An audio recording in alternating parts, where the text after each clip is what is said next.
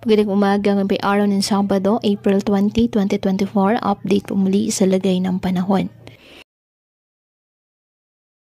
Ayon po sa Pag-asa, Ridge of High Pressure Area or HPA ang nakakaapekto sa eastern section ng Luzon. Samantala, walang bagyo o low pressure area na minomonitor o namamataan sa loob at labas ng ating PAR na maaring makaapekto sa lagay ng panahon. Samantala, isang potential na low pressure area ang posibleng mapaulan dyan sa may Eastern Mindanao sa mga susunod na araw. Patuloy lamang tayo na mag-antabay ng iba pa nating weather updates at sa updates po ng Pag-asa.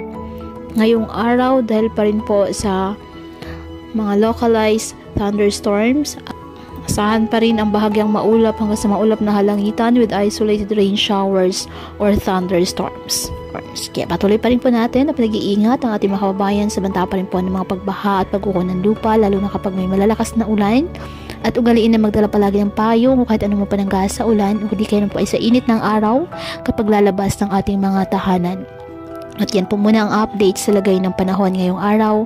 Muli patuloy po tayo na mag-ingat at palaging tandaan, God loves you. Stay safe and God bless.